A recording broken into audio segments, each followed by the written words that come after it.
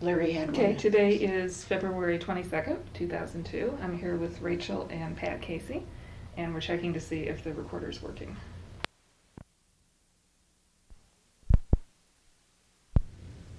Mandy lives in Palm Desert. Oh, does she? Yeah. There. Yeah, we've spoken with her already. Oh, I knew that, but it just, Yeah. I didn't know where she was. Yeah, California. Mm-hmm. California. Okay, what I like to start out with these is to ask how you came to know Johnny Mercer, and I'm going to start with Rachel because you were a kid at the time. I was. How did you come to know the Mercers? They lived across the street from us. They're on Coron. We Mhm. lived at 111, and they lived at 108. Oh, so you were on the same street then? On the same street, Great. across the street from one. And we just moved in. My kids were all little. I was pregnant with my number 4. Uh-huh. And, from then on, kids make friends fast. They do. Within an hour, I think Jeff was over our house playing with my 3, and went from there. About how old was he and about how old were your 3? Well, Jeff was the same age as Pat, so that would have been in 1954. Pat was born in 46, so that would make him, what, 8? 8. 8. Mm-hmm. Good age for making friends. Mm-hmm. Mm-hmm. Yes. So the Mercers already were living there. Yes, they were. They had only lived in that particular house a year when we moved in. Yeah, so that was the second of the houses that they lived in Mm-hmm. when they Because were they there. lived on Olympia Boulevard in Mhm. Los Angeles prior to that. Okay, so it was right after Los Angeles Mhm. then. Great. What kind of things did you all do together? There were, and we probably have 2 levels of this because we've got the adult things, and then we've got the kid level things. The kid, everything. I mean, we went to the Buffalo Ranch, we went to Disneyland, we went to the beach constantly. We lived at the beach, but the beach was still about 1.5 miles away, Mhm. down where the ocean was. But on the bay, we were like a half a block from the bay. Mhm. But the kids liked the ocean better than, and we always took Jeff Mhm. because he was that age to fit in with my kids. And when you have a tribe, one more is not that, not that much in the way. We even took him down to Yucaipa for Thanksgiving when we would go to my folks for Thanksgiving. Oh, really? Mhm. Where, I don't know much about Well, geography. Yucaipa, Where is it? it's off the road going to Palm Springs on the main drag going down to Palm Springs. Okay, On Highway 8, is it? Or 10. 10, Interstate 10. Interstate 10. okay. And it's one of those little places that the elderly, I say elderly, lived then. Uh-huh. Because I'm elderly, I'm 82, so can't say that, but the elderly, it was a retirement community. How do you spell it? I know this is going to come up. Yucaipa, Y-U-P-I-C-A. Yucaipa. I think it's, Y-U-C-A-I-P-A. Okay. Yucaipa. Okay. I'm going to be asked. That's why I asked it's you. right by Redlands, Yucaipa, Beaumont, Banning. Banning. Okay. That gives us a place to look on the map. Mhm. It is. Now, you had all boys, right? Yes, 4. Okay. Mhm. So mostly it was Jeff hanging out with the family and not Mandy so much. Oh, Or did no, No. Mandy had her own friends. There was age difference. Mm-hmm.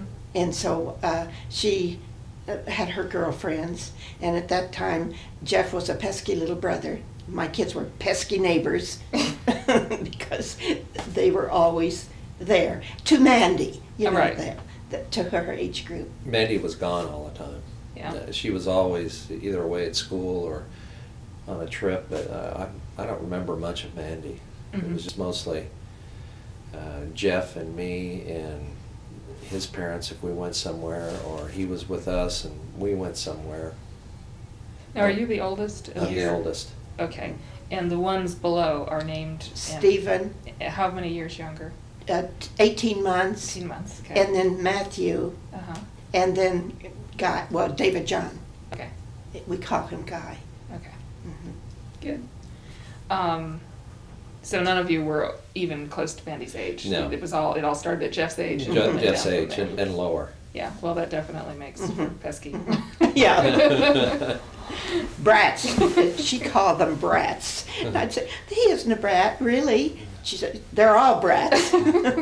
So, So how would you describe the lifestyle at Newport Beach? oh, it's very casual. Very casual? Very casual. Because just, it was just a casual life. Patio living, Mm-hmm. eating out. That's about all I can say. Sailing in the bay, Mhm. you know. A lot of And- water sports, surfing, sailing. Mm-hmm. Played tennis a lot, and we just hung out at the beach. Mhm. That was pretty much our lifestyle, and we went to school. Mhm. All took the same bus. That's when you took buses to school. Hey, in Georgia, we still do. Oh, you do? The ones in my neighborhood do, anyway. Where did you go to school? What? Newport Harbor High School. Well, we went to Oh, yeah. Newport Elementary School. Okay. Which is a fabulous elementary school to go to. It's right on the ocean. And the kids, for their playground, went out and played in the sand. Really? Uh-huh. Yeah, I like I think that. it's the only elementary school that's actually on the ocean in the United States. There might be others, but I think it's the only one. That's neat. 15th Street School. Yeah.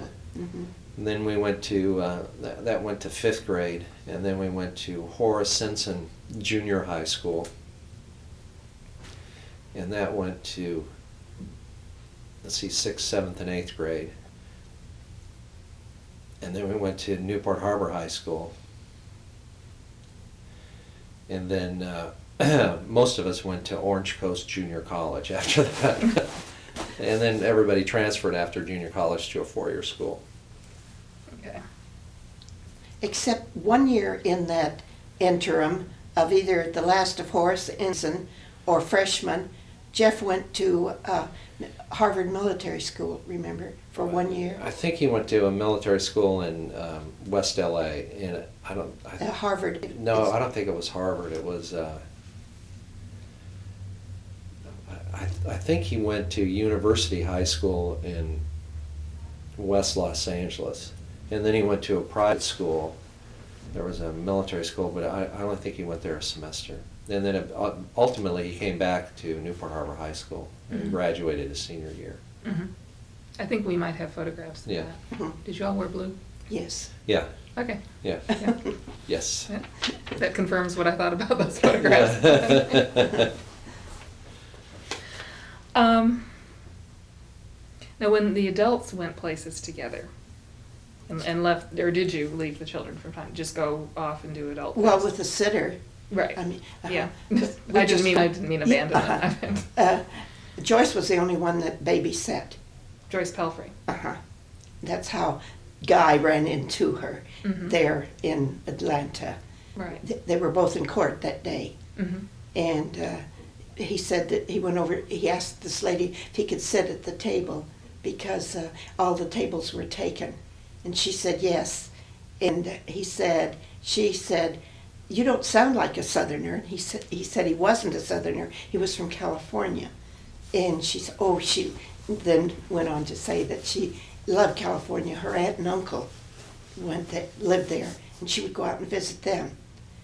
And then Guy said, well, I was born in Hope Memorial Hospital, and my mom and dad took me home to Lido Isle. And he said, she looked at me really funny. And she said, by chance, do you have 3 older brothers? And he said, yes. He didn't know what they might have done that he might get blamed for. And she said, well, you were the baby, and I'm sure I've changed your diapers at times when I was there. So, and he said, Mom, imagine how embarrassing that's going to be if I happen to run into someone and introduce her, and she'd say, oh, I changed his diapers as a baby. It would be embarrassing to him because he's older now. Oh, He's absolutely. 42, 43, I think. Mhm. Especially you have to get a sense of humor about these things. Oh, too. sure. It'd be Of worse course if you you- were 16 or 17. Oh, that would just be awful. I can appreciate it. How often was she out there? Because you mentioned that Joyce babysat. Joyce is Mrs. Mercer's niece. Yes, John I and Ginger do. Mercer's niece. Mhm. Her Mrs. Mercer's sister's daughter. Yes. Oh. maybe every other summer, or would come out for you. I've really forgotten. Seems like she was always there. Mm-hmm. So quite frequently. Quite frequently, I would say. I wouldn't want to put a time. Right. Because Well, we can go back and ask Joyce. you can ask her. She would know. Yeah, I knew that she visited. I just didn't know Mhm. how much of a. But that's how the tie-in That's for sure. Atlanta got to be, was quite by accident. Mhm. That guy ran into someone that once knew him. He didn't remember her. Naturally, he wouldn't. And Guy really doesn't know that much about the Mercers, because they moved when he was 3 years old back up to Bel Air. And about when was that? Oh, that would be about 60. Mm-hmm. About 1960. Hmm. Now, you mentioned to me that Ginger checked you into the hospital. Yes, she did, to have him. How did that come to happen? She was doing her work that day at the hospital, her volunteer work, and she was sitting at the desk when I checked in to have Guy. And she said, now remember, if it's a girl, you are going to name her Julia Elizabeth, because that was Ginger's name. And so I said, yes, that's right, but we had another little boy. And his name is David John. He's the one in Atlanta. But when we brought him home from the hospital, the older kid said, what a cute little guy. And Guy just became his name. Mm-hmm. So, thus Guy. Funny how that happens. It is funny how that Older happens. siblings. Yeah, I know. Mhm. So Ginger did volunteer work at the hospital. Yes, though. she did. Was that Hope Memorial Hospital. sort of a constant thing that she did? Yes, she during the did. years that you knew her? Yes, she worked, he was born on a Wednesday, so she worked on, I think, the first Wednesday of each month. Mm-hmm. I'm not sure, but she had that day, so. Neat.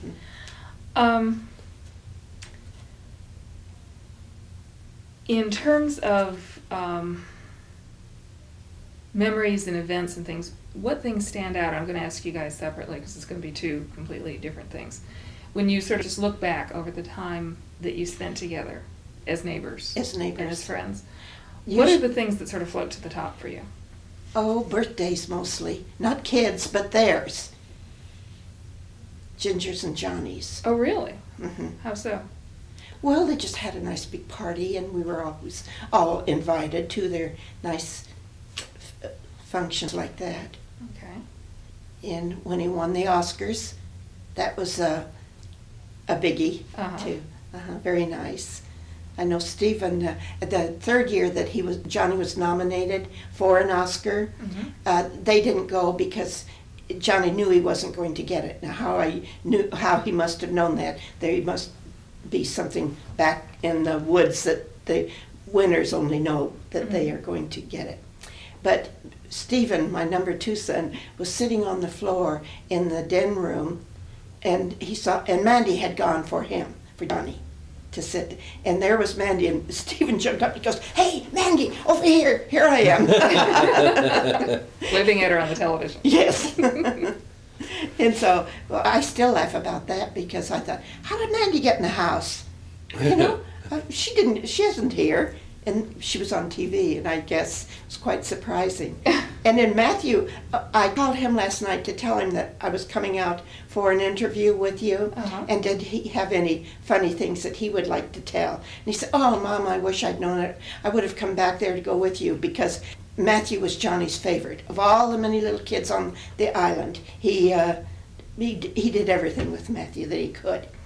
And Matthew was maybe 5 years old when he saw Johnny on Name That Tune. He was on that this one morning, and he ran out of the house, ran into Mercer's and went up the steps and went in and woke Ginger up to tell her that Johnny was on TV. And she said, "Matthew, go home."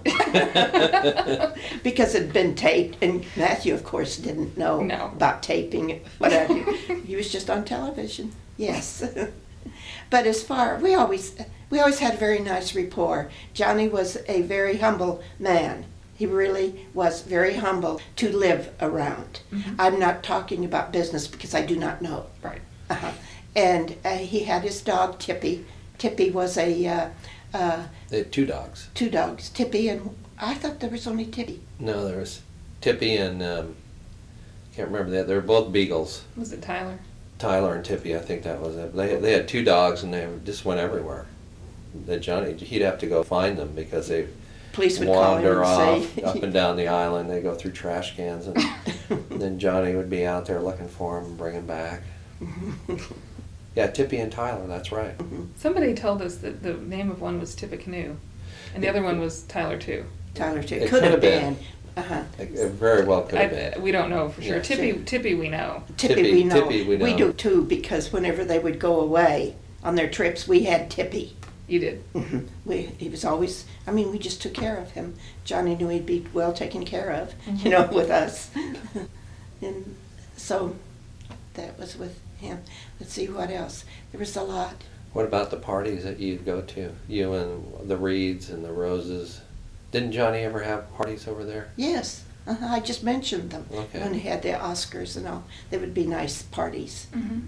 Now, were those usually like catered type things, or did Some. Ginger do the cook? Ginger and Johnny do the cooking? or- Johnny loved to cook. He was a Mhm. marvelous cook. And one thing about Johnny, up the hill there in Newport, before it was developed, the hill was called Goat Hill. Mhm. And wild mustard greens grew. And he would go up there and pick gunny sacks full of mustard greens and bring them back to his house and cook them. Really? Uh-huh. What did he do? I mean, he cooked them. What else did he put in there? Oh, bacon or whatever. Flavoring Uh-huh. type stuff. Uh-huh. Neat. And they were always cooked in lard, with lard, instead of vegetable oil or food that we have now. Because in Georgia, that was the way he grew up, with these mustard greens being cooked. Mm-hmm. So, Yep, that's the way you do it. aside from that, I'd like to tell you a story Sure. about the mustard greens. There in Orange County, mustard greens grew wild up the hill. And the story behind the mustard greens was that when the early peoples settled in the bay, they would go to, the one mission was out in San Fernando Valley. And all of these Catholics would go out to the San Fernando Valley mission. And in order to find their way back to the bay, the mustard greens had come up, that they had planted these seeds. And they followed the mustard greens back to the bay. Oh, what a neat story. Uh-huh. That's what I've heard from the time we moved there, and we moved there in 1954. So that was a long time. Useful thing to plant too. Yes. And Johnny took Matthew with him a couple of times up there to pick mustard greens, and he would always make a lunch for them. And one time, Matthew wanted Larry to take him up to the mustard so they could pick mustard greens. Mm-hmm. So Larry took them, and I thought, oh, good. They'll be gone all afternoon. I can get all this work done that I wanted to have done. And within a half hour, they were back. And I said, I thought you were going up there to pick mustard greens. And Larry had this tiny little bag, and he said, we did. We got maybe 6. So, Larry was your husband? yes, Larry Okay. was my husband. Lawrence Patrick Casey. This is Lawrence Patrick Casey III. So, So none of your children use their first names? No. well, Larry didn't. Stephen does. Stephen does. But Larry didn't want, Larry Jr., he wanted to be called Pat, because he said he always wanted to be called Pat, and no one in his family would call him, so thus the reason that. It's a good reason. Mhm, mhm. Okay, so there were parties at the Mercers for At the birthdays Mercers. and Academy Awards and Mhm. things. Were there Mhm. times when you went out or went away? Or Yes, that one big party that they had at the hotel, remember? That was, it was in the 60s, because Johnny was too ill in the 70s to throw big bashes. Was that maybe their anniversary?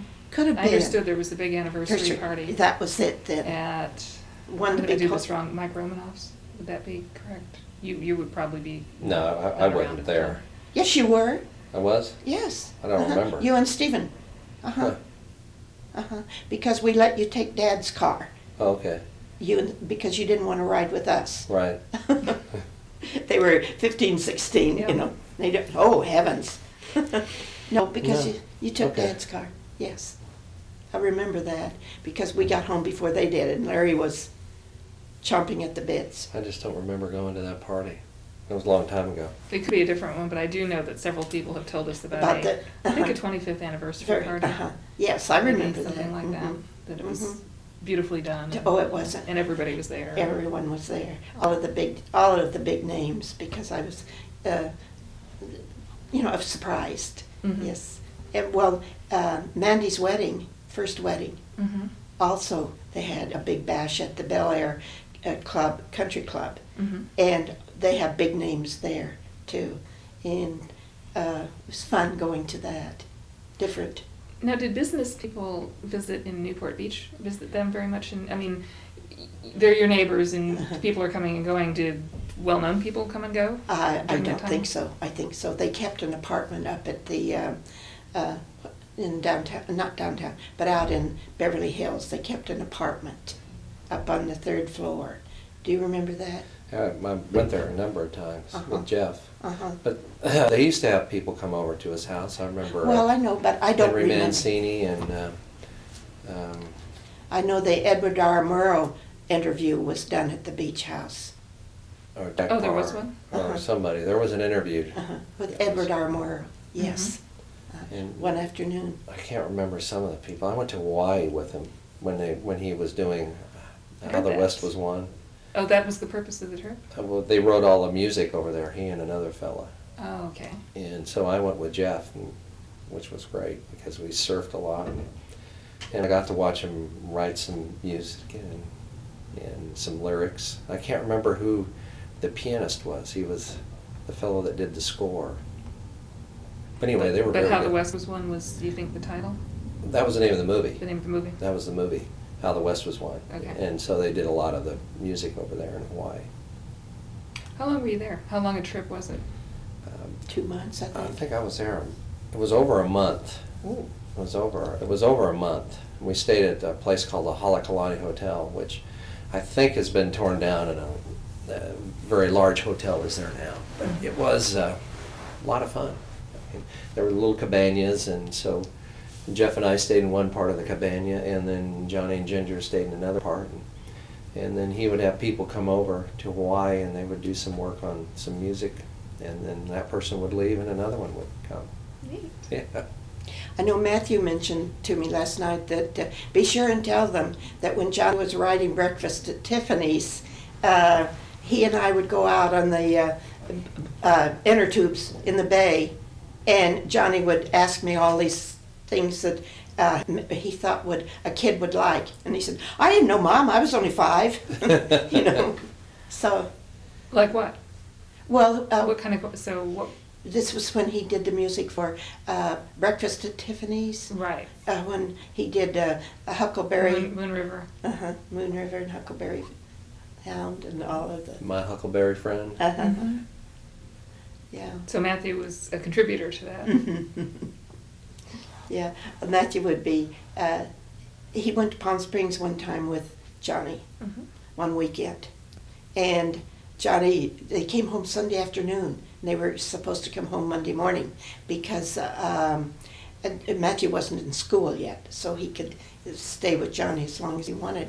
And Johnny brought him home, and he said, walked across the street with him. He said, I had to bring him home. I couldn't keep up with him. And he said, every morning at 6 o'clock, this kid, because we always got up early. Yeah. Uh-huh. He said, every morning at 6 o'clock, he was there hitting me on the shoulder saying, me want me moke meal. So, that was that. And he said, he eats all the time. I said, sure. And he said, but look how skinny he is, because my kids were very active. Mhm. And they didn't gain any weight like some kids did, Mhm. but they did, Just needed fuel for the process. for the energy. That's right. But as neighbors go, we all had a very nice relationship going. There were things that did happen, but I wouldn't want to mention them now because neither Johnny or Ginger are alive, and there wouldn't be a recourse. Mhm. And so those are things you just don't mention. Right. Because you can't be neighbors with a gang of kids and not have a problem or two arise at a time. Just one of those things. What would the broader group of neighbors be? You two lived across the street, and we've talked with Polly Ober. Mhm. Oh, Polly, yes. So we knew that they were friends with Uh-huh. them. Uh-huh. You know, if there were, I don't know, sort of in any neighborhood, you have folks who kind of hang out together. And Yes, who else would have been in the larger circle if there was one? I don't know too much. Really, they're on the island. I know Obers were, but Obers and us go way back. Oh, you do? To the Marine Corps days during World War II. Mm-hmm. He was a pilot. Mm-hmm. My husband was in the infantry, Mhm. but we were all stationed at Camp Lejeune, North Carolina. That's where this was way back, 44, 5, you know. There's been a lot of Marines at Newport Beach. Well, you see, the flyboys go to El Toro on their way to the West Japan and Mhm. all those places, and they all go to live at the beach, and then they come home and are discharged, and they stay at the I beach. see. Because it wouldn't be just Newport Beach, it'd be Corona del Mar, Laguna Beach, Dana Point, Mm-hmm. and Balboa. Yes, when we first lived there, the majority of the people, I would say, were service people. Really? And then gradually, others moved in. You know, people decide, hey, this is pretty fancy down here. And we had to move there because my second son, Stephen, was highly asthmatic. And we had lived in Whittier, which is east of Los Angeles. And Stephen, he got down to a little over 30 pounds. He just couldn't eat, and he wheezed, and he couldn't breathe. And one of the doctors at Children's Hospital there in Los Angeles said, we should move to the beach. He's a pollen asthmatic. Mm-hmm. And so we moved to the beach, and it was fine. After he adjusted, Mm-hmm. he was fine. And thus the reason we moved to Newport Beach, because at the time Larry was working in Los Angeles, and it was quite a hardship for him to go back and forth to Los Angeles, especially after Washington Boulevard there in downtown Los Angeles. It was only a 2-lane highway. Oh, that would make it difficult. And it did. And so then eventually Larry got a job down in Newport, and so we stayed there. Then it was easier. Well, it struck me when Polly was explaining this, and you need to know, I know absolutely nothing about any city in Mhm. California. Mhm. It's completely unknown to me. But I thought, okay, a Marine, a songwriter, you know. It sounds like just a very Casual area. casual and very just normal It's a type. fun place. I mean, Place to there's a be. lot to do, and you could go to the beach, and you could also go up to the mountains, which was about a 2-hour drive to Big Bear, where it was, I think, 6,000 feet, and you could ski. So you could literally go from the beach, and later that afternoon you could be snow skiing. Neat. Yeah. That I did not know. Yeah, and another 2 hours going a different direction was Palm Springs. So everything was about 2 hours away. Mm-hmm. And you could be at the desert and go skiing and then go to the beach. You could just do a whole lot of things. All of this in one day if you wanted to. We couldn't do it today, but that was then, you know. So, yes, I enjoyed living there very much. Sounds like it. That's what we got from Polly too, is that- Mhm. It was and fun. from everybody else we've talked to. Is that It was it's just just a marvelous. fun time. There was when we were growing up, there was a whole bunch of kids that were our age. I think there was 20 or 25 of us, and we all surfed. And so we would meet out in the bay. We'd walk down to the public pier, and people would paddle up the channel, and then we'd all jump in the water, and then we'd all paddle over to the ocean and surf, and then we'd paddle back. And the course that we took from paddling up the channel went right by the very large yachts, and the biggest boat in the bay belonged to John Wayne. It was called the Spruce Goose, or the Wild Goose. The Wild Goose. And we'd paddle by it, and Aaron'd be sitting on the end of his boat, and then we'd wave and say, "Hey, John Wayne," and he'd go, "How you guys doing? How was the surf today?" And we go, "Pretty good," and we'd just keep paddling. Yeah, those were fun times. Mhm. So tell me more about what the kids did. And you need to know, I tend to get, the parents know one Right. or the One adults, side, not the parents. The adults kind of see one set of things, and the kids generally see all kinds of other things. Yeah, well, we, the Mercers always had, Johnny always bought season baseball tickets to the Dodgers. Mm-hmm. So, and Jeff was an avid Dodger fan.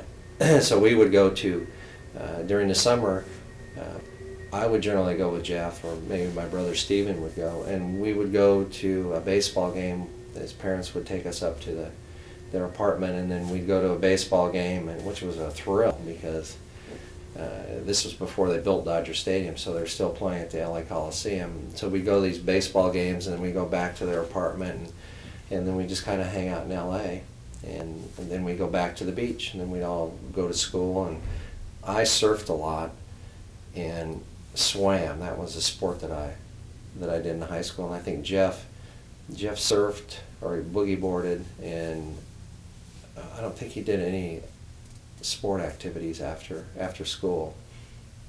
But we all just kind of hung out together. It was just this little island that we lived on, and everybody knew each other, and all the kids knew each other. And so if one group was doing one thing, well, then you went with that group. If another group was doing something else, well, then you went with them. So we all had a great time. It was a wonderful place to grow up. Sounds like it. Let me flip the tape over. Sure.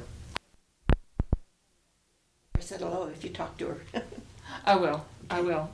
In fact, I'll be back in touch with Polly probably in the next couple weeks. Oh, good. She had some materials that she donated to us, photographs and clippings and some letters and things.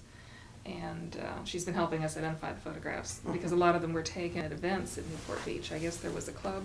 Oh yes, the Lido Club. Right. Lido Isle Club. And Yes. some of the photographs were taken there, and then some were taken at other events, and some of them show Mercer on a stage, and we've speculated whether it looks like a young crowd, maybe it was a high school thing, or Well, we're pretty No, sure. I know where that is. You do? Yeah, it was a What is state. that? It was let's see.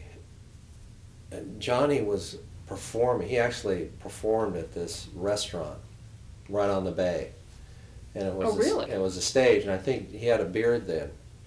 And we all went down to hear him perform. I don't know why he was performing. He was doing something. Maybe he was writing a play or doing something to prepare for a New York event. But Jeff and I and, I don't know, 5 or 6 of us, maybe more, and we went to this restaurant, and they had a little platform and a stage. And it was where the Goodwill used to be docked. Oh, really? You know, that high-rise Yes. office building right Yes. there at the bridge and where they used to be. Well, anyway, the first floor was this restaurant, and that's where Johnny sang, and he sang some of the old tunes. Really? Yes. And Well- I think it was only one day. Maybe it was Well, one weekend. no, because the Law Wives, that's an organization in Orange County. Your husband has to be an attorney. He performed at one of our luncheons, and it was over at the Balboa Bay Club. Okay. No, this was at, I remember going down to that restaurant, and Jeff and I were all drinking beer and listening to his dad sing. There's a crowd dancing. The shots that we have of this thing are shot from, like, if the stage is here and the audience is there, it's kind of shot from this angle. It could have been. It catches the front of the stage, and then it looks like either folks right up around, or maybe it was a dance floor. Well, if I saw the photo, I could tell you if it was over at the Lido Isle Yacht Club, because they had a little stage too. They had a stage and a dancing area, because that's where we all went for the, not the cotillion, but some other dance events. We would go to The supper club, didn't you go there? No, the cotillion was at the Newport Harbor Yacht Yes, I Club. know, but then. But at the Lido Club, we just went because they would have a live band, and you drink soda pop then, and we weren't old enough to drink beer. But later, no, Johnny performed at that restaurant. Do you know the name? No, the restaurant. I think there's still a restaurant there, Okay. and but the name of the restaurant. This was back in the '60s, late Right. '60s, Okay. And if I- late '60s, early '70s. Could you run for me the geography again? The restaurant was on the. The restaurant is on the Coast Highway, Okay. and there's the bridge that goes over the Coast Highway that goes down to the Balboa Peninsula. There used to be a real big boat called the Goodwill, and it docked at this county dock. And right next to this is the only 7 or 8 story office building that's right on the water there. And the restaurant was in the bottom of the building, or the ground floor. Okay. No, he performed there. I remember that. Okay. We also have one that looks like, and I think we actually may have identified this one now, but they're crowning somebody. It's like a Miss Newport Beach kind of thing. Margaret Oh. Whiting is there. Mm. Does that ring any bells? No. No, Okay, because no. it's Mercer and Margaret Whiting. Well, they were twosome for a while, you know, but then I don't know what the occasion would be. Mm-hmm. No, I don't remember that. It's the two of them and a young woman who looks like she's just won something. Okay. And I think there Probably. may be a crown involved. I Yeah. can't recall. Well, could have been a Miss Newport Beach, but having only boys, Right. we were never involved in any of the debutante parties or having to sweat whether my daughter is going to be asked to be a debutante or not. You know, I was hoping that they would be escorts, Mm-hmm. but no, I didn't have to worry about a daughter not making it. So And that was, Newport Beach had debutantes then? oh yes. Really? 3 different groups had debutantes. The Children's Home Society, there were 3. I know that Children's Home Society was the favorite that the girls wanted to be asked for. Oh, and the Catholic group, which were only Catholics, Mm-hmm. and that was the Friday after Easter. The Children's Home Society was the Friday after Thanksgiving. And who was that other? There was another group that met during the Christmas, New Year. They had their debutante party then, because Carol Rose was a debut. We went to her debutante party, and it was at the Bay Club. Mm-hmm. But and it was at between Christmas and New Year's, and I've forgotten the I don't group know. that they had 3 debutante parties Huh. at that time. Mm-hmm. And of course, I don't know whether some of the areas that had debutante parties petered out Mm-hmm. during the Vietnamese War. Yeah, it all kind of Got fizzled to a be. little bit. Right. Uh-huh. So you guys surfed. We did. We went to the beach a lot. When these groups of people were off doing this and off Right. doing that, what else? What besides surfing? What else would you have done? What did we do? We did what every teenage kid would do. Jeff, because his dad always bought him a very nice car. Mhm. So Jeff had the first GTO that was off the production line, and we would go cruising around Newport Beach in his car. Racing through, you want to say? Well, yeah, racing through. Because we would worry about them. Oh God, you know. And we would just hang out at Jeff's house, or he'd come over to our place, and we were always going to school. And then on the weekends we would try and do something. We'd go. Many times we went out to Palm Springs. Mhm. If it was warm, if it was cloudy at the beach, and his parents were out at their Palm Springs house, well then we would drive out there because it only took 2 hours, and we could be in the desert, and we'd stay there until Sunday, and then come back, and then we would go back to school, and then figure out something to do on the weekends. But there were always parties. If we didn't go to Palm Springs or we didn't go somewhere, we always there was a party somewhere around Newport Beach we could go to. Formal or informal? Informal. Rarely did we go to the formal parties. I mean, they just didn't have them. They were just like people that sit on the beach, and we'd drink some beer or eat some chips and go dancing. For teenage boys, what would the attraction of Palm Springs be? It was just a place to get away to. Just somewhere to go. Somewhere to go that was warm. And back in the mid-'60s, at Easter week in particular, the mayor of Palm Springs invited people to come to Palm Springs for Easter week, as opposed to the other coastal cities where they said they didn't want anybody. They don't want this large influx of people. So everybody started going to Palm Springs. So we have these, and Jeff's had a house, a very big house with a big yard, and so every year we would go out. When we started driving, we would go down to Palm Springs, and we'd have our Easter week there. Kind of a spring break sort Spring of thing? spring break, same thing. And we'd have wild parties. I mean, it was great because he had a swimming pool, and it was just wonderful weather. Mhm. It was warm, it was dry. Nobody played golf. We would just kind of swim and play volleyball. We played some croquet, and we'd go from there. As a matter of fact, one time Pat was going down to Palm Springs on his own, and he was hitchhiking. A policeman picked him up for hitchhiking, but he took him all the way to Mercer's house. Before he gave him a ticket, or did he give you a ticket? He didn't give me a ticket. He said that, what are you doing? I said, well, I'm hitchhiking to Palm Springs. I've got to get out there. And he goes, okay, well, you can't do it. It's against the law, and California's got very restrictive hitchhiking laws, and so. But he gave me a ride. He was a highway patrolman. He gave me a ride all the way down there, so that was pretty nice. Wouldn't it be, and again, I don't know a lot, Yeah. but I've been out that way once. It is a desert. Yeah. Wouldn't hitchhiking through the desert be a little iffy? No. Well, you're young then, you don't care. You'd never Well- do it today, but back then, it was no big deal. I mean, There was for- enough traffic that you could figure Yeah, that you were there wasn't a not- lot of traffic, not like today, but it's the same stretch of freeway. It's the Interstate 10 which runs from Santa Monica all the way to Miami Beach. And you can just, once you're on Interstate 10, somebody usually picked you up. But that was during the hippie days too. So there were a lot of hippies hanging out in their Volkswagen buses, and you can get a ride pretty easily. I mean, I had a great drive out, but the prospect that I might have to spend the night there wouldn't have been, you know, alongside the road. Oh, yes. Would not have been Yeah. happy. Yeah, when I went out to see Mandy the first time, she asked if I'd stop at Hadley's. Oh, the Oh, Hadley Hadley's, Market, yes. uh-huh. And I had seen the signs and, you know, I didn't think anything Mhm. of it. She said, oh no, and I thought, when I thought back to traveling then in particular, when there would have been fewer places to Mhm. stop at, yeah, that probably would have been, if, with a carload of children, Uh-huh. a place that you just, you Yeah, that you was, stopped. that was it. Well, always you stop there. Whenever we would go down, we always made a stop at Hadley's Mhm. because of all the foods, the fruits, the Mhm. dates, the oranges and grapefruits were just the nuts. fabulous. Mhm. Mhm. And the shakes. Well, that's what The she told me date to shakes. get, yes.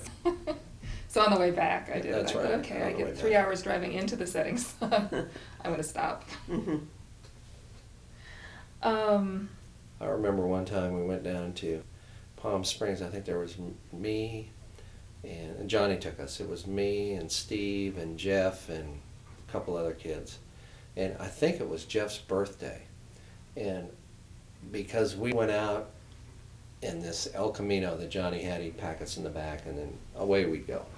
And we went out, we rented horses.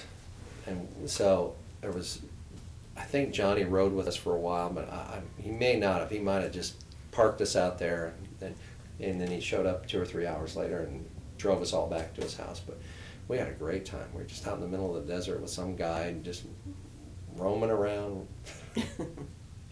It was a hoot. We've heard that he kind of liked to do boy stuff. Yeah, he would, you know, That he he just, would hang what out with boys us. do, he still liked to Mhm. kind of do. Yeah, we would go to the beach a lot, and we didn't go to Newport Beach because the waves weren't big enough. He'd pack everybody up, and we'd go down to Huntington Beach, and he would rent these rafts for us, these blue rafts, and he would go out in the water, and there'd be me and Jeff and my brother Steve, and I don't know who else, but Johnny would be out there with us, and we'd catch these waves, and he'd just ride the rafts all the way in.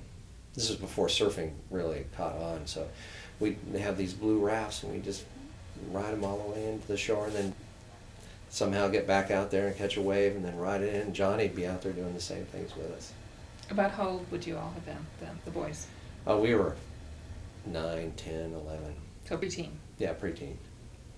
Did you all do any Cub Scout or Boy Scout kind of things? I did, but Jeff didn't. Okay. Jeff didn't. I was in the Boy Scouts for a while, but Jeff never did that. Because I think one of the reasons he didn't, he would go to school for a little while in Newport, and then he may go to school up in Los Angeles for another part of the year. So he wasn't really full-time there. Mm-hmm. Yeah, it makes it hard. I think that's the primary reason he didn't do it. Well, part of the reason I ask is that when I talked with Mandy and her son, they said Jamie? that- yeah, Mhm. Mercer wrote a song for one of the kids' Cub Scout days. Oh, really? Yeah.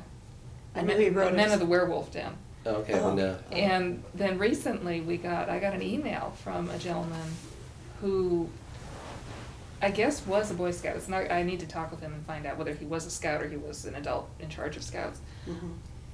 And apparently there was another Boy Scout song or Cub Scout song that Mercer wrote, and I think this was for a group out of, because we said, is it werewolves? He said, no. You know?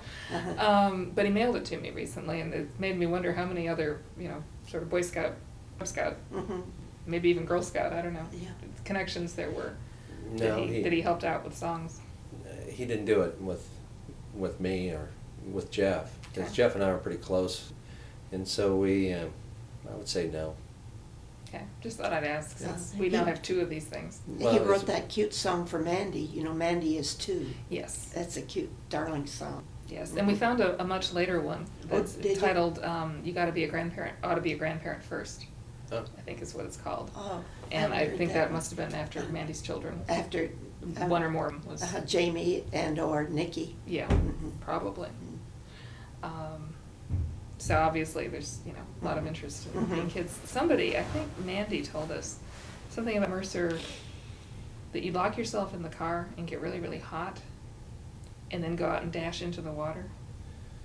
Did that? does That, ring I any bells? wouldn't, I would say that that's something that we probably did, I just don't remember doing it. Okay. I mean, that would be right up our alley. And Polly Obert mentioned that she described Mercer as not being very salty, not adapting to boat life necessarily, I guess, as well as other people might.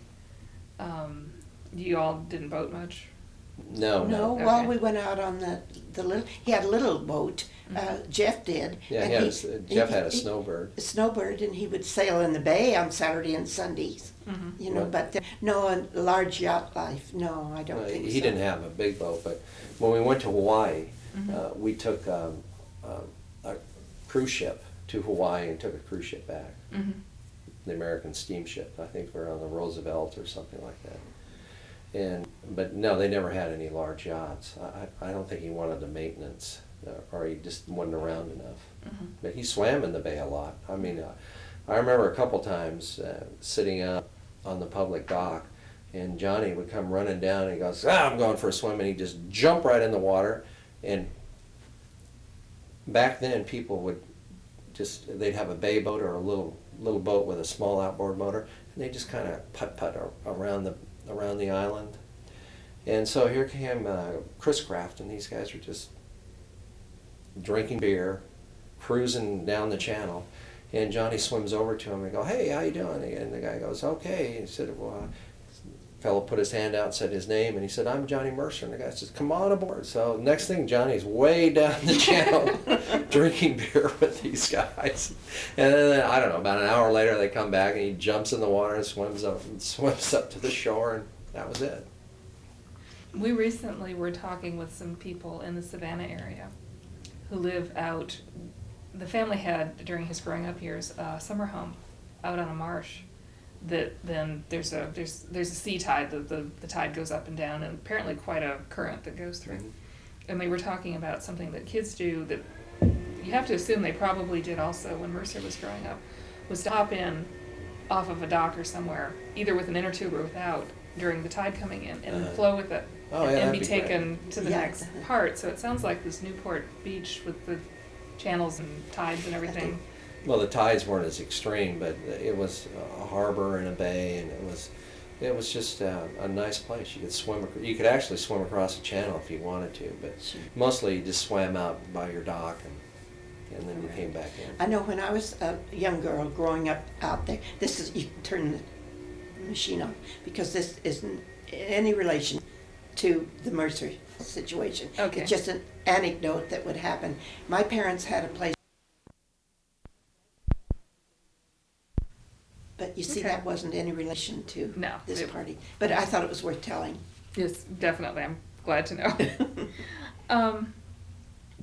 After the Mercers moved away, how much contact did your family have, either the kids or the Oh, adults? Quite a We bit. had quite a bit. Quite I a mean, bit. I was either, we would either drive up and see Jeff up in Bel Air, Mhm. or most of the time he was He'd down come with down us. to us. Yeah, Uh-huh. we had a lot of contact. Yes.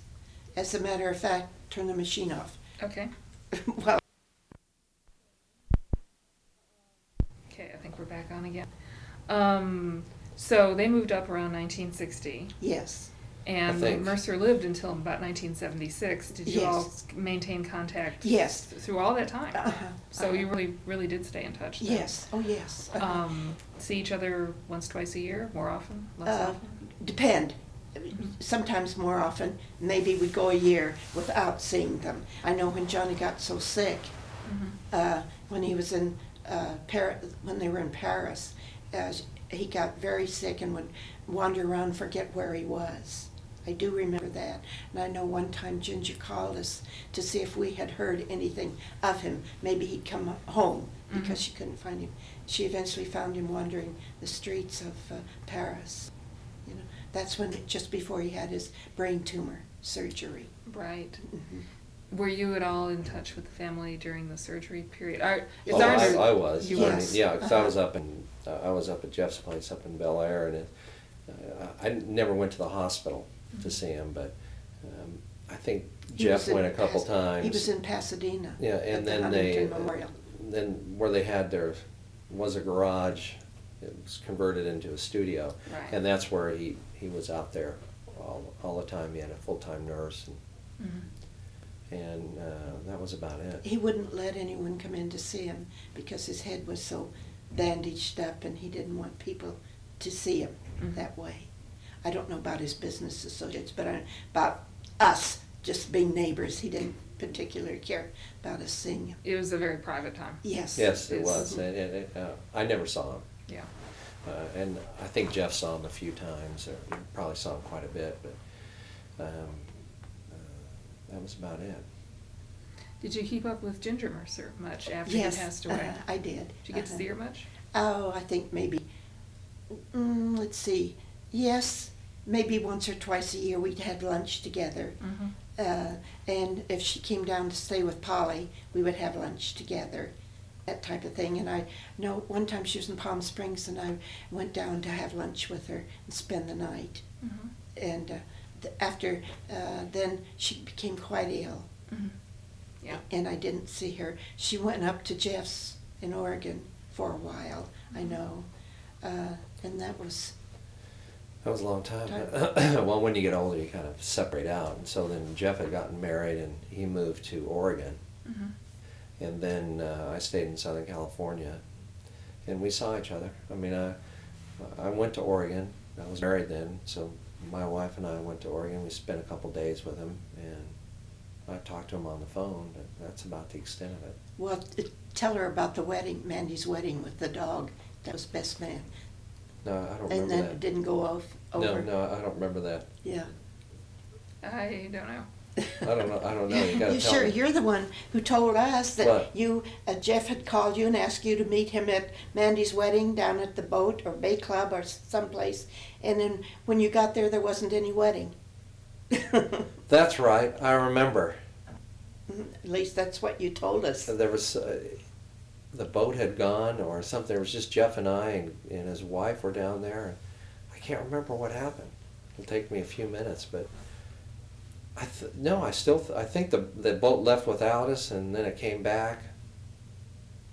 I can't remember exactly. But what Mandy happened. didn't get married though, then, did she? I can't remember. You'll have to ask Mandy. I will. But I remember going down to the Marina del Rey, and there was a boat, and I think the boat left without us, and then it finally came back and we got on board, but I can't remember if they got married or not. But I remember the boat. Yeah, I would. I remember the boat, and I remember Jeff and I drinking beer on the boat, but I don't remember the wedding itself. Maybe there wasn't one. Well, you can find out. You'll let We us can know the find next out. time. Right. Any other particular memories or thoughts that come to mind? Well, the Mercers used to have these parties. I'm sure you've heard about them at their Bel Air house, where every couple of years or every 3 or 4 years they would have these just a huge party for all of their Hollywood friends. So we would always get to go. I actually hadn't really heard. We had heard that they did occasionally entertain, but No, these were big events. These were big. Very big. Because I would sit out there and drink scotch with Robert Mitchum, and you name it, everybody was there, and we were just had fun. I mean, we were in our 20s, and we'd always drink too much, and so would these guys, and we just sat out there and have just a big hoot, and they were fully catered. There were big tents all over the yard, and everybody who who's who would show up And this is at the Bel Air house. at their Bel Air house. And I went to two of them, and they were both great. And I don't know if they had any more after that, but the first two were wonderful. They have music? Yeah, the live bands, Irving, who was the pianist? Irving Berlin? I think he was still alive then. I don't know. One of them would play the piano, and my brother Stephen remembers a piano player, and I think it was Irving, not Irving Berlin, but it was the other songwriter. Well, there's Harold Arlen, who he worked with a lot, but I don't know. No, that there he was... did.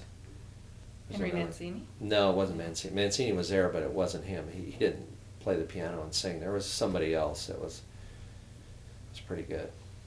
I know Harold Arlen, when you mentioned that name. Matthew, when he was like 4, when we first moved down to Lido Isle, Johnny would talk to him. This was when we first moved there. Right. And Johnny said, he asked Matthew what was his name? Well, his name was Matthew Tacey. You know, he said, I could figure that out. Do you have a daddy? Yes. Where does your daddy work? In San Juan. So he said I could translate that. But he said when I asked him what his daddy did, he said, Matthew said he's a waller. And John said, what? You know, he's telling us. And he said, when Harold Arlen came down then, he said, I want you to hear this. And you translate it and see what you get out of it. So he asked Matthew the same questions, and his daddy was still a waller. But L sounds are hard for children to pronounce, you know, and a lawyer. But then he said a waller. Did Sounded okay. Did Harold Arlen understand it, or? No, he didn't No. get it either. Johnny had to come over one day. Well, he came over one day and he said, just what does Mr. Casey do? And I said, Larry is his name. He said, okay, what does he do? And I said, he's a lawyer. That's when he told me the story. But he got quite a bang out of that translation, you know. I would think so. Mhm. I would think so. And seems to have really enjoyed children. Oh, he as did. well. Well, he took the whole mess of them one time to Catalina, remember? You took your girlfriends, and Jeff was with Lorna. No, Jeff was with, I didn't go then. you didn't go to that No, one? I didn't go on that trip. So it had to be somebody else. Stephen and Matthew, and Johnny said Matthew didn't ever put Coke down. Yeah, I bet he Had drank constant- Cokes the whole time. Mhm.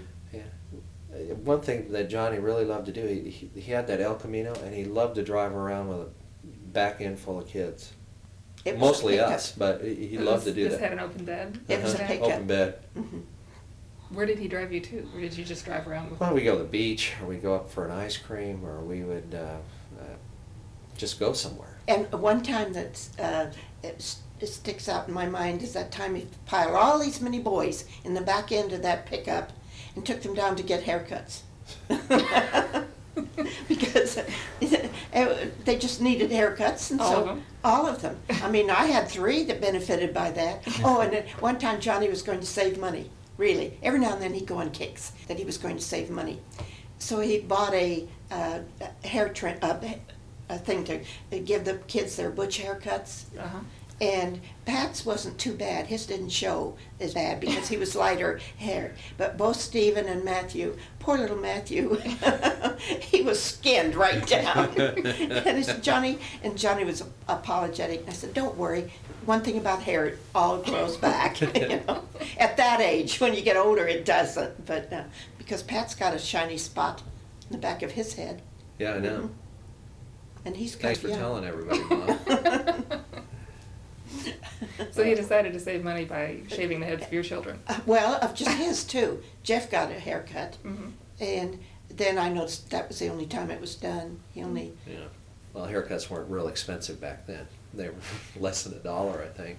50 I remember cents. one time I had gotten out of the Army and I had driven up to see Jeff at their Bel Air house, but nobody was home. So I parked my car, pulled it around, and then I walked out in front of their house, and they've got a view of the Bel Air golf course. And I was sound asleep on one of their chase lounges out there, just waiting for somebody to show up. And the next thing I know, I look up, and here's Johnny, and he's going, you know, I saw that car and I didn't know it was yours, and I thought somebody was robbing my house, and he had a knife with him. He said, I didn't know who it was. And I said, well, it was just me. I'm sorry. He laughed. He thought it was really funny. But he had a knife, so he was. Yeah, well, he was had gonna something. He protect the had house. something. I don't know, maybe not a knife, but he had something in his hand, a garden tool or something. You know, he was walking around. He wasn't sure because you have to be really careful up there. I mean, they had full-time security that went around their house all the time. Oh, really? The Bel Air police. It was a private police force within that Bel Air community, and they were there all the time. Was it robbery or assault or? No, I think people were it's just a protective element that they had for robbery. Because a lot of people that lived in that community traveled a lot. And so even with their security systems, they still had the police that would patrol their residents on a regular basis. Because we'd be watching television, and all of a sudden I'd look up, and here's a guy with a flashlight going, looking through the plate glass window, and it's the first time it happened, scared the heck out of me. And then, you know, Jeff laughed. He thought that was so funny. I said, geez, who's that? And he goes, it's just the security guard. Don't worry about it. It's nice to be looked after. I know. Yeah, but we always had a good time. I mean, Johnny was right in there. Of course, we didn't realize, you know, that he was always paying for things. As a group, we'd go and ice cream and food, and as a group, we went back, and we never had to shell out any money. Well, that's what kids do. Yeah, I know. Let me just change this just in Sure. case. You know. Could you tell me that again? Because I think Oh. we're back on tape. Oh, but he was a very humble man and a very kind man. He could be ornery too, but then he was generally he was very, very kind. And he was always good to all the kids at Christmas. He always gave beautiful gifts to the kids. Oh, really? Mm-hmm. Yeah, for a long time, he I think he and Ginger always gave us a year subscription to Sports Illustrated. Mm-hmm. We got one every year. I remember those Christmas cards, but I never saved them. But every year, I don't know how many years he did those. Most of his life. Most of we his have life? one dating from 1938. It's Really? a book. He went through his, I mean, the thing is multiple pages. Oh, really? And he went through his address book, and there's a couplet that includes everybody. I mean, Really? Yeah. It goes from A to Z. Huh. And he even made up a fictitious one. And partway through when you're reading it, he says, who is? Yeah. And then periodically, who is? Uh-huh. You know? Mhm. And then at the end, there's a little, like a PS, and it says that he looked everywhere, he still couldn't figure out who. Knew who this was? Right. Yeah, it sounds like him. But it's, I don't know, probably 8 pages. Huh. Little half page thing. Like the night before Christmas little booklet that's out. Kind of like that, little Mhm. little staple Mhm. stitched. See, I thought he just did those Christmas cards when we got older. I remember them when I was older, and I thought he just kind of started them that year. I didn't realize he did them the whole time. Well, we don't know. There's a gap. We've got Uh-huh. this really fancy one from 1938. We have one from a similar time period where they made it look.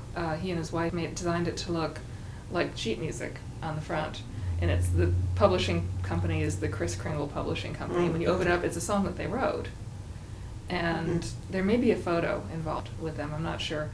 And then we have a gap, and then it picks up with the ones similar to the Mhm. ones with the Mhm. UNESCO covers and so on. And so I don't know. It's possible that there was a period where he didn't, but I think it's just as possible that we just don't have them. I thought I had more than I brought, but I couldn't find them in the house. I don't know. Who knows where they they- are? Uh-huh. You know, things get misplaced and lost. And then I moved from there to Fort Worth, Mhm. and a lot of things that I didn't think I would need, Right. out they went, and many things I'm sorry for, but that's the way the pickle squirts, you know, sometimes. So, We brought Matthew's phone number for you, Yeah. and we brought Stephen's phone number for you. Fabulous. Well, let me, before we get into that, thank you both for Oh, the okay. interview. And as I said, you'll be hearing from us. Thank you. okay. Okay, we're going to have a little PS to this interview because we've been chatting here since I turned the tape recorder off. Well, first of all, Pat, you were saying that both of you, that Matthew was sort of a shadow of Johnny. Yeah, that's right. Your brother Mhm. followed him around He a was a little lot. living shadow. he even talked like Johnny at times, you know. But when he started in on that cussing bit, I knew exactly where it came from because I had heard Johnny speak that way at various times. And for my Matthew to say it, we had to tell Matthew whatever he heard Johnny say to keep it a secret and never tell anyone. Really. So this would be along the lines of cussing out the washing machine or having words with the car or the cat running across the street in front of the car, you know, that type of thing, that Matthew would be near him and would hear him. And he came out with quite a bit. Is that he had a good ear for picking things up? Huh? He did. Well, but Matthew's very smart. Uh-huh. He's got a very high IQ, so he can remember things. Uh-huh. There was one thing that I want to tell you that was pretty funny. I remember one day we were trying to crack some walnuts, and we couldn't crack these nuts. So we went over and we got the Academy Awards because they're real heavy, and we would crush these nuts with the Academy Awards. And they work great. I bet they do. Did anybody know that you did this? Oh, no, because they were solid. So we just used the base, and we crushed the nut, walnut, and we'd pick it apart, and we'd do another one. It got to be a lot of fun. They were like little hammers. They're very heavy. Have you ever picked one up? We have one. Oh, you have one? And Okay. it was under a cover in an exhibit when I first came, and the first time that we had to move it to clean it or to open the cover or whatever, I was very startled by how heavy they are. They're heavy. Yeah, and I can see that they would make very good Yeah, nutcrackers. they are great nutcrackers. So if anybody has an Academy Award, you can use it as a nutcracker. Not in my archives. Maybe in its past life it did that. but Do you not- have any of Johnny's watercolor paintings? We have a few. Few? We have a few. The buggy one we don't have. And we know that people have them. Did you all end up with any or? What, on that Christmas On card? card. On the Christmas card. I think, I don't know where they all went. I know he painted a lot with his watercolors, but I can't remember where all of them went. I do know that he traded one of his paintings for one of Dwight Eisenhower's paintings. Oh, really? And that hung in their beach house over the piano. How did he come to meet Dwight Eisenhower? Or did he? Or did it come through somebody else? No, Or do you know? I think it came right through. Johnny probably was at the White House at some time in a presentation, and they each painted. I did not know that Eisenhower painted before then. No, I wouldn't have thought of it. Yeah, But no. there's pictures of Johnny at when Nixon was in office. Yeah. I'm just pulling up his sock. There was a White House Record Commission. They were Right. building a sort of model library. Oh. And he was one of they had a panel of experts who had input into selecting, and he was one of those people. And yeah, the one where he's pulling up his Pulling up socks. socks, yeah, I remember Seems that. typical. I know it. Somehow. Yes. One time we were out in Palm Springs and the phone rang and I picked it up and it was Johnny and he goes, "Pat." And I said, "Johnny, what's happening? Are you coming out here?" And he said, "No, I'm still up in Los Angeles, but listen, go over in my room and open the middle drawer and pull out a piece of paper." And so I went over. I said, "Yeah, here it is." What? He said, "Read it to me." I said, "Well, it's Bob Hope's phone number." He goes, "Yeah, I need it. Give it to me." So I think it was his Palm Springs number. So I think they had something. He was going to show up down there and see Bob Hope. When we used to drive down to Palm Springs, when we used to go before the freeways were all finished, so you could get down there in a little bit quicker time. We would drive into Palm Springs, and there was a restaurant called Trader Joe's. Oh, I remember, yes. I remember it was it Trader Vic's? Trader Vic's was called Trader Vic's, and there were Polynesian restaurants, and they were all in the major cities. And we would drive in there, and Mrs. Mercer would get this pineapple drink, which was a hollowed out pineapple with vodka and different things in the pineapple itself.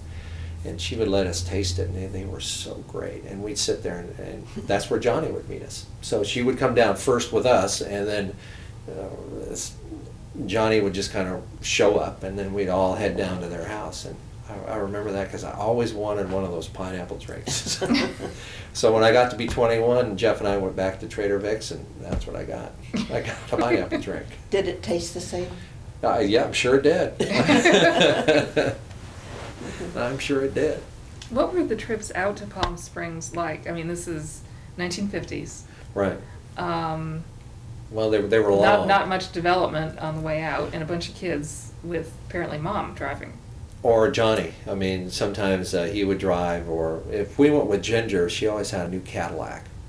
So she would have those Cadillacs with the fins on the back, and we just zoom right out there in her Cadillac. And Jeff and I'd fight, or Steve and I would fight. Yeah, there was always a fight going on in the You know, cars. he's on my side of the seat. Right, and absolutely. all There that. was always something going on. Did you pack provisions for this? I mean, it's a couple hours and not a lot of places Well, I to don't know. stop. I can't remember if we stopped or what we do, but I just remember that we would drive out in Ginger's big Cadillac, and we'd pull into Trader Vic's, and we'd wait for Johnny, and then we'd all motor down the Palm Springs. Was it Canyon Drive? Canyon Drive. Sounds like fun. Yeah, then when we were old enough to drive, we just drove out there. Mhm. Because the desert, it's just a really neat place. And did you go to their house in Palm Springs? Mm-mm. All right. If you ever get to their house in Palm Springs, the house above it looks like the top of an ocean liner. It's straight, and then it curves, and it's got a little poop deck, and it's got a rail around it. And the fellow that lived in that house was a captain of a ship. And so he built his house to look like the top part of a boat. And we'd go up there. I mean, it was pretty funny. But it was nice. He has little portholes in his house. This is out in the middle of the desert. Fun though. But it was fun. And he liked having kids visit. No, he didn't. No. But You went anyway. we'd make his life miserable anyway. And then there's a tramway in the desert. So it would be 80, 90 degrees in the desert. And then we'd take the tram, this large tram, up to the top of Mount San Jacinto. Mhm. And it would be snowing. And you'd be in Bermuda shorts and a t-shirt, and you'd get out there, and it was 30 degrees. And so you just kind of have a drink or have something to eat, and then you get back in the tram and go back down to where it was 80 or 90 degrees. That was always fun. And it wasn't very far. It was only like Well, it's to go around was maybe an hour and a half trip, but to go up the tram was maybe 40-minute trip. or less than that. The tram was right at the entrance of Palm Springs. And then Jeff's house and Johnny's house was at the end of Canyon Drive before it turned and you went into Palm Desert. So I don't know if they still have that house. I don't know if they've sold it or It was sold. It was sold, okay. Yeah. So when I went to see Mandy, I went to her home, Oh, her home, okay. which is it's not in Palm Springs. Palm Desert. Palm Desert. Mhm. All right. I didn't know. I knew they were trying to sell it. This was several years ago, so. Well, at least I Interesting. assume. I mean, it's to the best of my knowledge, it belongs to somebody else probably. Oh, okay, good. I shouldn't say yes with such certainty. Since Well, I suspect that it is sold. Yeah. Their house at the beach was sold to B.D. Howes. They have Howes, a large jewelry chain there in that part of Southern California, from Pasadena. Mhm. So they, were able to unload it. Johnny was worried about it for a while because Realty wasn't selling. Mhm. And they sold that gorgeous big home. It was a big house. And I think it went for like $45,000 is all in those days. Mhm. But that Well, was, back then that was quite a and, bit. lot of money. and Johnny bought it for Ginger for her birthday in 1954. And he paid $35,000 for it. So they did make some money.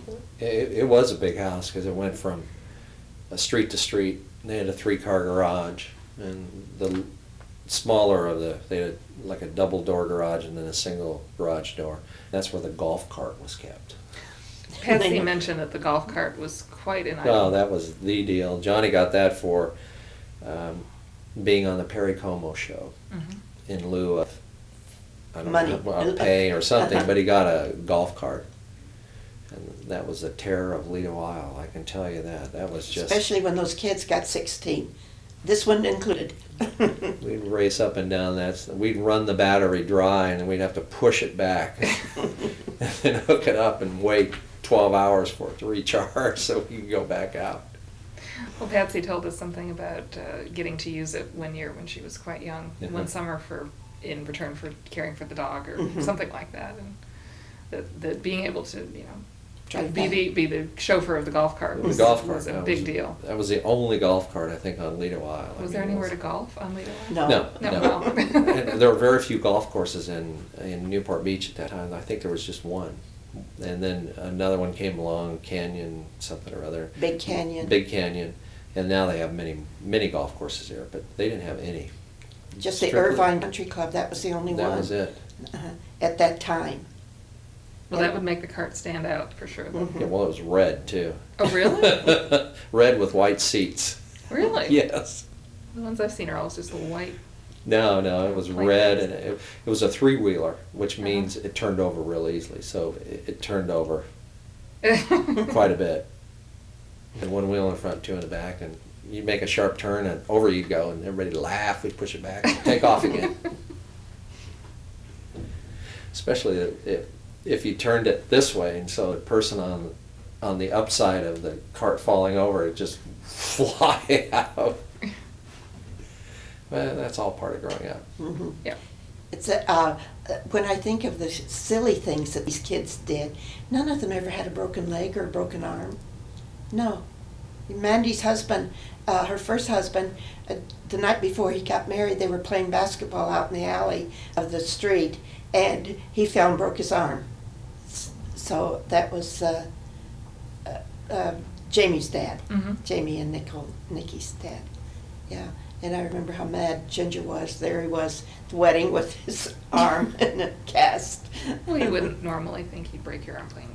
Basketball. No. Mhm. No, But not the at way all. he fell apparently caused his arm to break. Mhm. Anything else? I'm trying to think. I'm sure I'll think of a lot of things once we leave, but maybe if you do an interview in California, we'll be out in California, Okay. and then we can all hook up then. Okay. Mhm. Well, thank you again. You're welcome.